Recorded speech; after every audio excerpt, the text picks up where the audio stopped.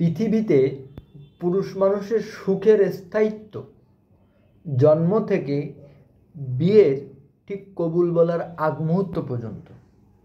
যদি বলেন কেন, তাহলে শুনুন।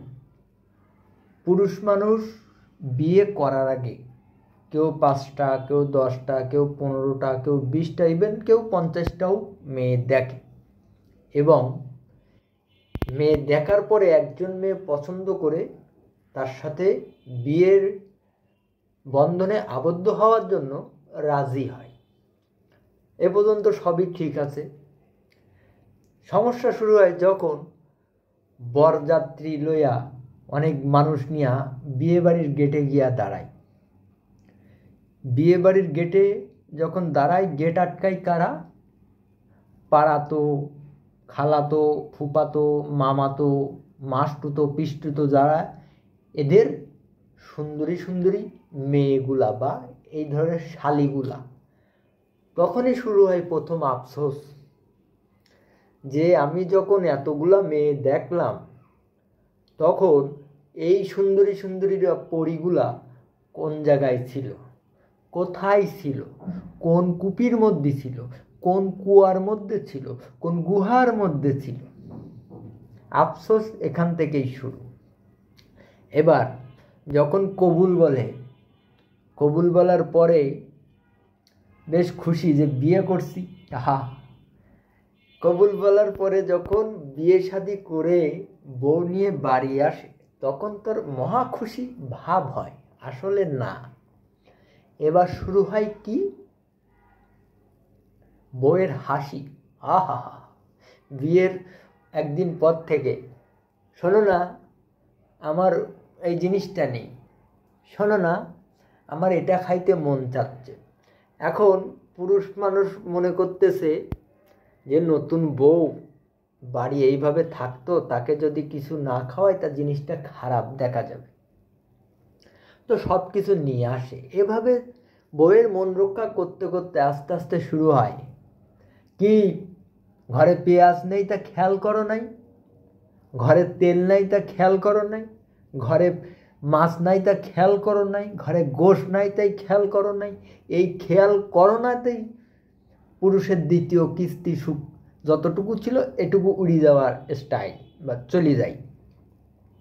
পুরুষ মানুষ তো বোকা চন্দ্রর মতো এরকম করে। কারণ পুরুষ মানুষ তো রান্নাঘরে যায় না, জানবে কি করে পেঁয়াজ আছে কিনা। পুরুষ মানুষ ফ্রিজ খুললেও ডিপ তো খোলে না, জানবে কি করে মাছ মাংস আছে কিনা। এগুলো পুরুষ মানুষের দায়িত্ব না, এগুলা ঘরের লক্ষ্মী, সরস্বতী, তারপরে হলো ভদ্র নম্র বউদের কাজ। কিন্তু না, তারা জিনিস শেষ হয়ে যাওয়ার পরেই শুরু। এইবার কি, আমার এটা নেই, আমার ওটা নেই, আমার ওটা নেই। পুরুষ মানুষের তো এটা জানার কথা না কি নেই, কারণ পুরুষ মানুষ মহিলার আলমারি খোলে না, সুতরাং জানতে পারবে না কি আছে। এর দিকে যে তার আলমারি ভর্তি জামা কাপড়, সোনা গয়না, টাকা পয়সা সব আছে, তারপরেও তার হবে না। এটা হলো পুরুষ মানুষের ওই কিঞ্চিত পরিমাণ বেঁচে থাকা সুখে 3 নম্বর স্তর উইরা গেছে, আর নাই। তারপরেও কি, পুরুষ মানুষ বাঘ, পুরুষ মানুষ একটা বাঘ, বাঘ বললে ভুল হবে, পুরুষ মানুষ বনের রাজা, সিংহ।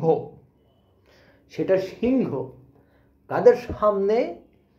বইয়ের আত্মীয় স্বজনের সামনে নয়, নিজের আত্মীয় স্বজন, নিজের বন্ধু বান্ধবের সামনে সে নিজেকে উপস্থাপন করে। আমি যা বলি আমার বউ তাই শোনে, আমি যা বলি আমার বউ তাই করে, আমি যেটা খেতে চাই আমার বউ সেটা রান্না করে খাওয়ায়। যখন ঘরে ঢোকে বউ আবার এরকম মিট মিট করে চায়, আজকে চান্দু ঘরে ঢোকো না, তোমার ব্যবস্থা আছে। তো যখন রাত হয়, রাত হওয়ার পরে যখন বউ ঘরে যায় এবং স্বামী ঘুমানোর জন্য ঘরে যায়, তখন সিংহ কি করে? তখন সিংহর হুঙ্কার, সিংহর হুঙ্কার আর বেরোয় না। সিংহ যখন ঘরে ঢোকে, বউ যখন দরজাটা লাগায়, তখন সিংহের মুখ দিয়ে আওয়াজ আসে, মিয়াও মিয়াও মিয়াও। আবার ভাইবেন না আমি এইসবের সাথে সাফার করছি, না না না না, আমার বউ এইরকম না। আমার বউ ভালো, নম্র, ভদ্র, লক্ষ্মী। তবে আগে যেগুলো বলছি সেগুলো সব গুণ তার মধ্যে আছে। ধন্যবাদ, ভালো থাকবেন।